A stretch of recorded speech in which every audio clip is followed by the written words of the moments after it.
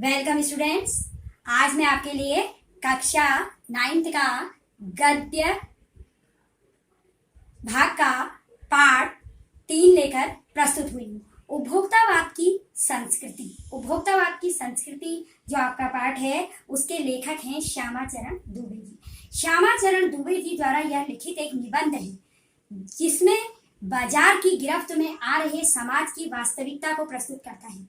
बाजार की गिरफ्त में जो समाज के लोग आ रहे हैं, बाजार की गिरफ्त का मतलब यहाँ पर है कि हमारे बाजार में जो चमक धमक की चीजें हैं उस पर व्यक्ति ज्यादा आकर्षित हो रहा है और उपभोग की वस्तुओं को, जो उसके काम की चीजें हैं, उस पर वो महत्व नहीं देता है, बल्कि निरर्थक चीजों को वो बाजार से खरीद के अपने घर में दिखावे के लिए रखता है, चाहे वो उसके काम की हो या ना हो।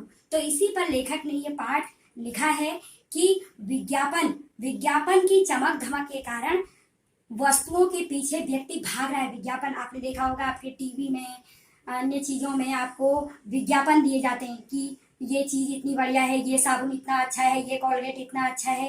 तो इस तरह की जो चमक धमक विज्ञापनों में आपको मिलती है, न्यूज़पेपर में, समाचार और ये टीवी में, तो इनमें आप जो ये विज्ञापन देखते हो, इनकी चमक धमक में व्यक्ति क्या हो रहा है, इनके पीछे भाग रहा है। यानी कि व्यक्ति को गुणों से कोई मतलब नहीं है, व्यक्ति को केवल क्या है, उन चीजों को अपने घर में लाकर एक दिखावे के लिए रखना है। जैसे कि एक छोटा सा उदाहरण मैं आपको यहाँ पर देती हूँ।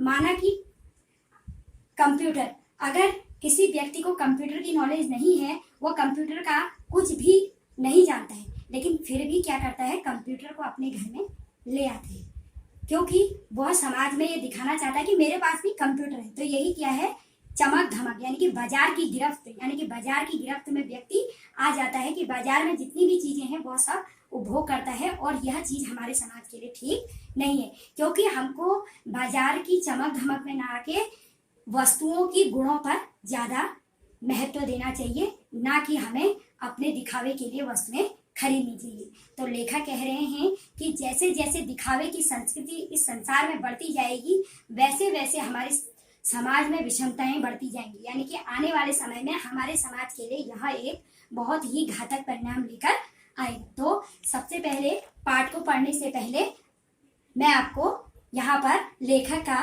परिचय समझाऊंगी। तो चलते हैं लेखक परिचय। श्यामाचरण दुबे का जन्म सन 1922 में मध्य प्रदेश के बुंदेलखंड क्षेत्र में हुआ। उन्होंने नागपुर विश्वविद्यालय से मानव विज्ञान में पीएचडी की। वे भारत के अग्रणी समाज वैज्ञानिक रहे हैं। उनका देहांत सन 1996 में हुआ। मानव और संस्कृति, परंपरा और इतिहास बोध, संस्कृति तथा शिक्षा, समाज और भविष्य, भारतीय ग्राम संक्रमण की पीड़ा, विकास का समाजशास्त्र, समय और संस्कृति, हिंदी में उनकी प्रमुख पुस्तकें हैं। प्रोफेसर दुबे ने विभिन्न विश्वविद्यालयों में अध्यापन किया तथा अनेक संस्थानों में प्रमुख पदों पर रहे। जीवन, समाज और संस्कृति के ज्वलंत विषयों पर उनके विश्लेषण एवं स्थापनाएं उल्लेखनीय हैं। यानी कि समाज से संबंधित और संस्कृति से संबंधित जितनी भी चीज़ें होती हैं वह उन्होंने अपने लेख में लिखी। भारत की जनजातियों और ग्रामीण समुदायों पर केंद्रित उनके लेखों ने बृहत समुदाय का ध्यान आकर्षित किया है। वे जटिल विचारों को तार्किक विश्लेषण के साथ सहज भाषा में प्रस्तुत करते हैं। तो चलिए अब शुरू करते हैं। तो चलिए पढ़ते हैं। पाठ को पढ़ने से पहले पाठ के कठिन शब्द। वर्चस्व, प्रधानता, विज्ञापित, प्रचारित या सूचित, विज्ञापित प्रचारित करना या सूचित करना। अनंत, जिसका अंत न हो। सौंदर्य प्रशासन, सुंदरता बढ़ाने वाली सामग्री। परिधान, परिधान मीन्स वस्त्र। अस्मिता, अस्मिता का अर्थ है अस्तित्व या पहचान। अवमूल्यन, अवमूल्यन का अर्थ होता है मूल्य गिरा देना, किसी चीज़ का मूल्य गिरना, अवमूल्यन। उपनिवेश, वह विजित देश जिसमें विजेता राष्ट्र के लोग आकर बस गए हों। प्रतिमान, मानदंड, प्रतिस्पर्धा, होड़, छद्म, बनावटी, दिग्भ्रमित, रास्ते में भटकना या दिशाहीन होना, वशीकरण, वश में करना, अपव्यय, फिजूल खर्ची, तात्कालिक, उसी समय का, परमार्थ, दूसरों की। श्यामाचरण दुबे का जन्म सन 1922 में मध्य प्रदेश के बुंदेलखंड क्षेत्र में हुआ। उन्होंने नागपुर विश्वविद्यालय से मानव विज्ञान में पीएचडी की। वे भारत के अग्रणी समाज वैज्ञानिक रहे हैं। उनका देहांत सन 1996 में हुआ। मानव और संस्कृति, परंपरा और इतिहास बोध, संस्कृति तथा शिक्षा, समाज और भविष्य, भारतीय ग्राम, संक्रमण की पीड़ा, विकास का समाजशास्त्र, समय और संस्कृति, हिंदी में इनकी प्रमुख पुस्तकें हैं। प्रोफेसर दुबे ने विभिन्न विश्वविद्यालयों में अध्यापन किया तथा अनेक संस्थानों में प्रमुख पदों पर रहे और जीवन, समाज और संस्कृति के ज्वलंत विषयों पर उनके विश्लेषण एवं स्थापनाएं उल्लेखनीय हैं। यानी कि अपने जीवन में उन्होंने समाज और संस्कृति के ही जो ज्वलंत, जो मुख्य समस्याएं होती हैं, उनका ही उल्लेख अपने लेख में किया है। भारत की जनजातियों और ग्रामीण समुदायों पर केंद्रित उनके लेखों ने बृहत समुदाय का ध्यान आकर्षित किया है। वे जटिल विचारों को तार्किक विश्लेषण के साथ सहज भाषा में प्रस्तुत करते हैं। धीरे धीरे सब कुछ बदल रहा है। एक नई जीवन शैली अपना वर्चस्व स्थापित कर रही है। उसके साथ आ रहा है एक नया जीवन दर्शन, उपभोक्तावाद का दर्शन। उत्पादन बढ़ाने पर जोर है। चारों ओर यह उत्पादन आपके लिए है, आपके भोग के लिए है, आपके सुख के लिए है। सुख की व्याख्या बदल गई है। उपभोग भोग ही सुख है। एक सूक्ष्म बदलाव आया है। नई स्थिति में उत्पाद तो आपके लिए है, पर आप यह भूल जाते हैं कि जाने अनजाने आज के माहौल में आपका चरित्र भी बदल रहा है और आप उत्पाद को समर्पित होते जा रहे हैं। तो उपयुक्त जो गद्यांश मैंने अभी आपको पढ़ाया, इसका अर्थ है कि लेखक ने इस पाठ में उपभोक्तावाद के बारे में बताया है। उनके अनुसार सब कुछ बदल रहा है। धीरे धीरे सब कुछ बदल रहा है। एक नई जीवन शैली आम व्यक्ति पर हावी होती जा रही है। यानी कि जीवन शैली इतनी बदल रही है कि वह हर व्यक्ति पर हावी होती जा रही है।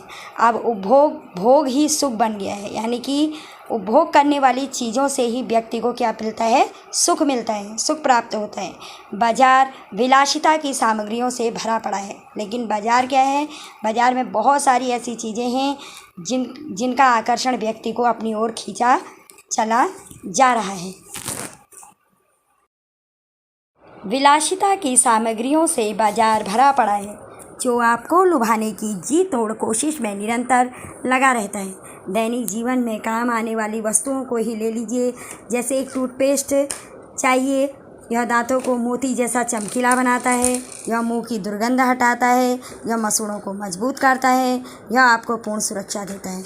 वह सब करके जो 3-4 पेस्ट अलग अलग करते हैं, वो किसी एक पेस्ट का मैजिक फॉर्मूला है।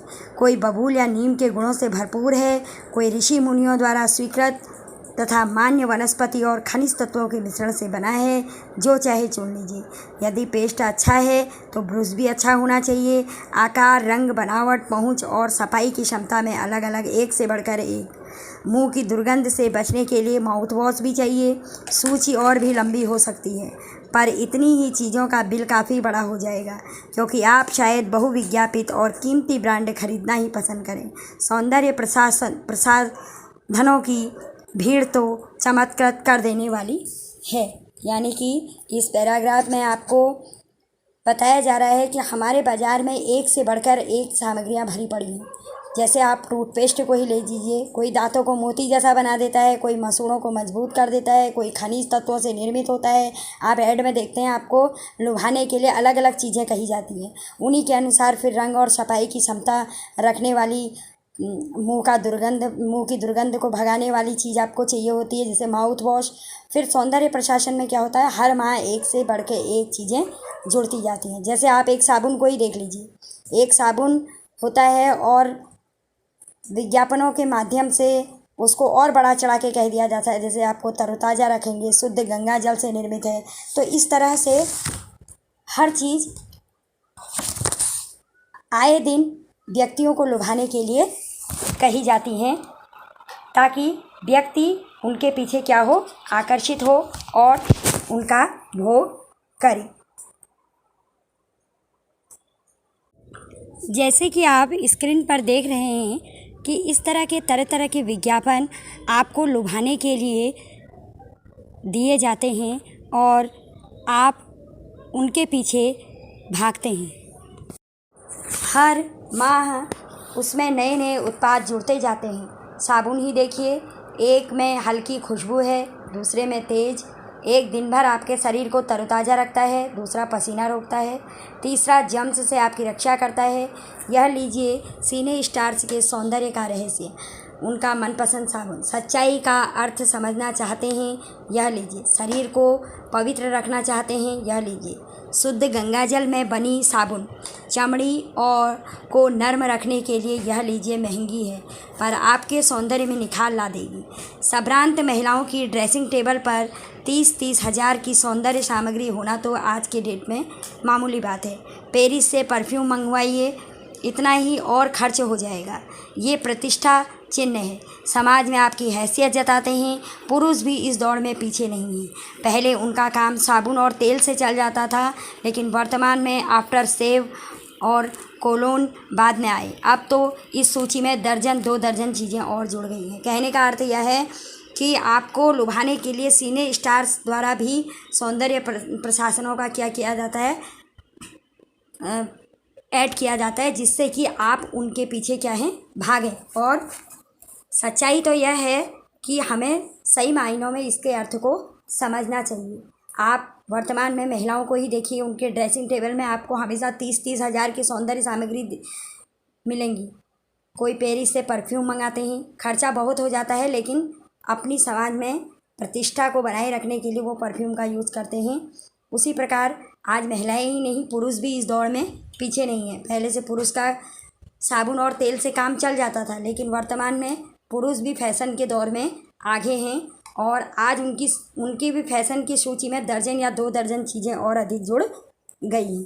कहने का मतलब यही है कि वर्तमान में स्त्री और पुरुष दोनों क्या हैं, इसमें फैशन और सौंदर्य प्रशासन के छोड़िए इस सामग्री को वस्तु और परिधान की दुनिया में आइए। जगह जगह बुटीक खुल गए हैं, नए नए डिज़ाइन के परिधान बाज़ार में आ गए हैं। ये ट्रेंडी हैं, महंगे हैं। पिछले वर्ष के फैशन इस वर्ष शर्म की बात है। घड़ी पहले समय दिखाती थी, उससे यदि यही काम लेना हो तो 400-500 रुपये में मिल जाएगी। हैसियत जताने के लिए आप 50-60 हज़ार से लाख 1.5 लाख की घड़ी भी ले सकते हैं। संगीत की समझ हो या नहीं, कीमती म्यूजिक सिस्टम ज़रूरी है, कोई बात नहीं यदि आप उसे ठीक तरह चला भी न सकें। कंप्यूटर काम के लिए तो खरीदे ही जाते हैं, महज दिखावे के लिए उन्हें खरीदने वालों की संख्या भी कम नहीं है। खाने के लिए 5 सितारा होटल हैं, वहाँ तो अब विवाह भी होने लगे हैं। बीमार पड़ने पर 5 सितारा अस्पताल में आइए। सुख सुविधाओं और अच्छे इलाज के अतिरिक्त यह अनुभव काफ़ी समय तक चर्चा का विषय भी रहेगा। पढ़ाई के लिए 5 सितारा पब्लिक स्कूल हैं, शीघ्र ही शायद कॉलेज और यूनिवर्सिटी भी बन जाएं। भारत में तो यह स्थिति भी अभी आई नहीं है, लेकिन अमेरिका और यूरोप के कुछ देशों में आप मरने के पहले ही अपने अंतिम संस्कार और विश्राम का प्रबंध भी कर सकते हैं। एक कीमत पर आपकी कब्र के आसपास सदा हरी घास होगी, मन चाहे फूल होंगे, चाहे तो वहाँ फव्वारे होंगे और मंद ध्वनि में निरंतर संगीत भी होगा।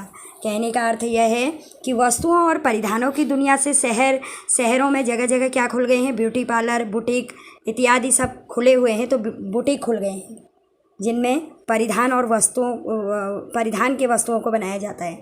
तो अलग अलग ब्रांडों के नई नई डिज़ाइन कपड़े मार्केट में आ गए हैं। घड़ियाँ अब सिर्फ समय देखने के लिए नहीं होती। पहले से लोग केवल समय देखने के लिए घड़ियाँ पहनते थे, लेकिन वर्तमान में प्रतिष्ठा को बढ़ाने के लिए महंगी महंगी घड़ियाँ पहनने लगे हैं। संगीत आए या ना आए, लेकिन व्यक्ति अपने घरों में म्यूजिक सिस्टम को रखना एक अपना बहुत बड़ा रुतबा समझने लगा है।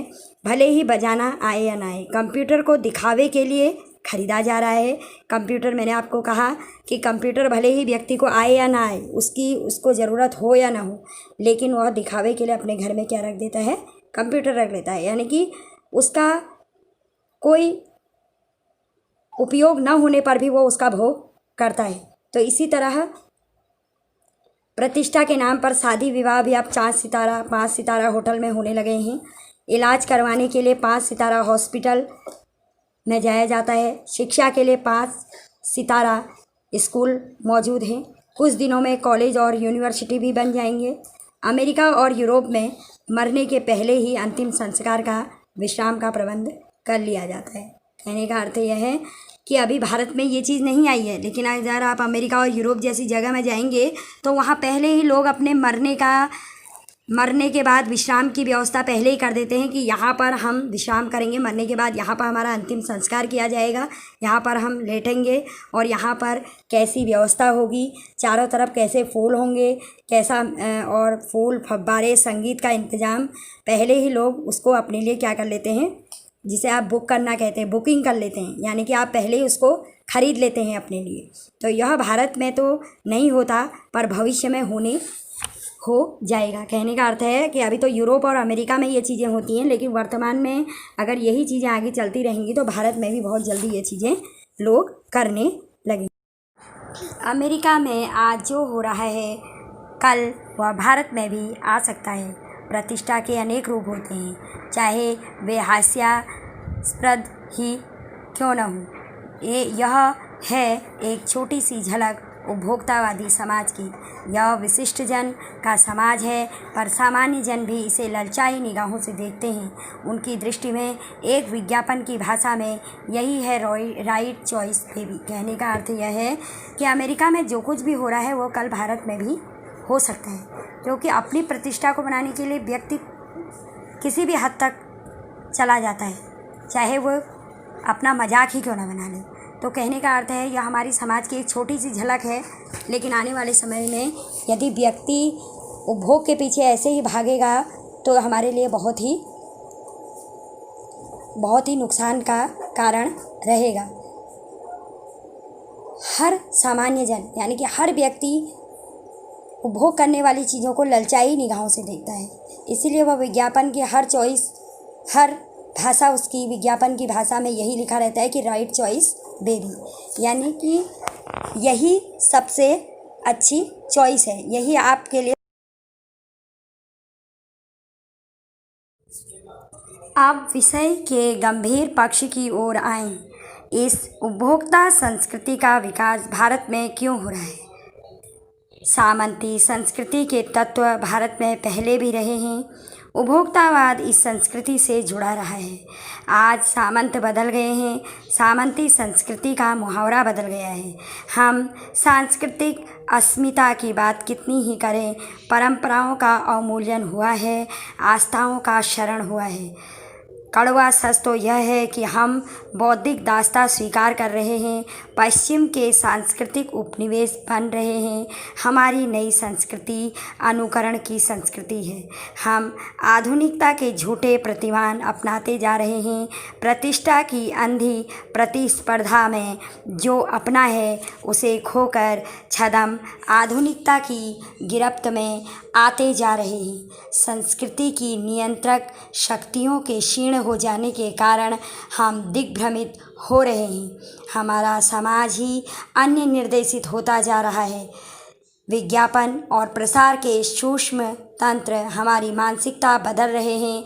उनमें सम्मोहन की शक्ति है, वंशीकरण की भी है। कहने का अर्थ है कि अब विषय का जो गंभीर पक्ष है कि आखिर उपभोक्तावाद की संस्कृति का विकास भारत में क्यों बढ़ गया है, उस पर बात कही जा रही है। सामंती संस्कृति के तत्व भारत में पहले भी रहे हैं। वर्तमान में क्या कर रहा है, व्यक्ति दूसरे की संस्कृति को अपना रहा है और स्वयं की संस्कृति को क्या कर रहा है, भूलता जा रहा है। बौद्धिक दास्ता स्वीकार कर रहा है, यानी कि दूसरों की संस्कृति को अपना रहा है और अपनी संस्कृति को भूलता जा रहा है। और जो दूसरा कर रहा है, जो दूसरा अनुकरण कर रहा है उसी को वह अनुकरण करता है, और जो झूठे प्रतिमान हैं उनको अपनाता जा रहा है, और प्रतिष्ठा की अंधी प्रतिस्पर्धा में जो अपना है उसे खोकर छद्म आधुनिकता की ओर गिरफ्त में आते जा रहा है। कहने का अर्थ है कि झूठे यानी कि गलत तरीक़ों से, गलत भावनाओं से वह झूठी शान को बढ़ाने के लिए तरह तरह की चीज़ों का उपभोग कर रहे हैं। अपनी प्रतिष्ठा को, केवल उसका एक ही उद्देश्य है कि समाज में हमारी प्रतिष्ठा बनी रहे, जिस कारण वह यह सब करता है, और धीरे धीरे वह उपभोग की गिरफ्त में आता जा रहा है। संस्कृति की नियंत्रण शक्तियों का ह्रास होता जा रहा है, यानी कि सब कुछ छिपता जा रहा है। अगर ऐसा ही चलता रहा तो एक दिन क्या होगा, धीरे धीरे व्यक्ति की मानसिकता बदल जाएगी और वह पूरी तरह उसके वशीकरण, उसके वश में हो जाएगा। अंततः इस संस्कृति के फैलाव का परिणाम क्या होगा, यह गंभीर चिंता का विषय है। हमारे सीमित संसाधनों का घोर अपव्यय हो रहा है। जीवन की गुणवत्ता आलू के चिप्स से नहीं सुधरती, न बहुविज्ञापित शीतल पेयों से, भले ही वे अंतर्राष्ट्रीय हो। पिज्ज़ा और बर्गर कितने ही आधुनिक हों, हैं वे कूड़ा खाद्य। आज समाज में वर्गों की दूरी बढ़ रही है, सामाजिक सरोकारों में कमी आ रही है। जीवन स्तर का यह बढ़ता अंतर आक्रोश और अशांति को जन्म दे रहा है।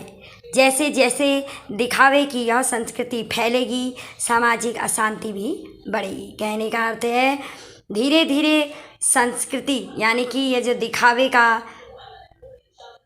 का प्रचलन है, यह फैलता जा रहा है, और आने वाले समय में यह बहुत चिंता का कारण है कि व्यक्ति केवल अपने रुतबे के बारे में सोचता है और किसी के बारे में नहीं सोचता।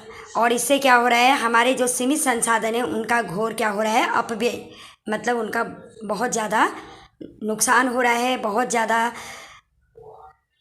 गलत तरीके से उनका प्रयोग किया जा रहा है। और जीवन की गुणवत्ता केवल आलू के चिप्स से नहीं सुधरती। कहने का मतलब यह है कि आजकल जो ये पिज्ज़ा, बर्गर, आलू के चिप्स, शीतल पेय, ये जो कूड़ा खाद्य व्यक्ति खाने लगा है, इनसे हमारा शरीर स्वस्थ नहीं हो सकता, क्योंकि यह है एक कूड़े के बराबर ही यह खाद्य सामग्रियाँ मानी जाती हैं।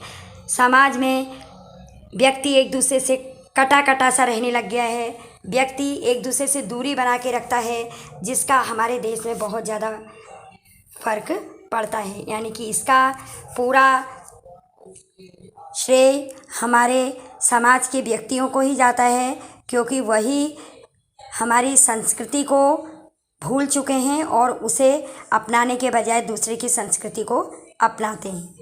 तो इस तरह अगर ये दिखावे की यह संस्कृति धीरे धीरे फैलती रहेगी तो एक दिन समाज में अशांति बढ़ेगी, सांस्कृतिक अस्मिता का ह्रास होता रहेगा, और हम अपने लक्ष्य से भ्रमित हो जाएंगे, और अंत में हमको पीड़ा उठानी पड़ेगी। व्यक्ति केंद्रिकता बढ़ रही है, स्वार्थ परमार्थ पर हावी हो रहा है, भोग की आकांक्षाएं आसमान को छू रही हैं। किस बिंदु पर रुकेगी यह दौड़?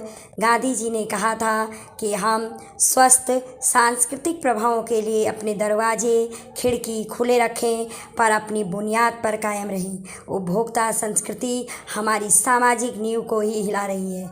यह एक बड़ा खतरा है, भविष्य के लिए यह एक बड़ी चुनौती है। कहने का अर्थ यह है कि व्यक्ति इतना स्वार्थी होता जा रहा है कि वह भोग करने वाली चीज़ों को इतना गलत तरीके से प्रयोग करता है कि उसकी आकांक्षाएं आसमानों को छूती जा रही हैं। यानी कि एक चीज़ का वो भोग करता है तो तुरंत उसकी दूसरी आकांक्षा हो जाती है, वो पूरी होती है तो फिर दूसरी आकांक्षा हो जाती है। धीरे धीरे उसके भोग करने की जो आकांक्षाएं होती हैं वह बढ़ती जाती हैं, आसमान को छू लेती हैं।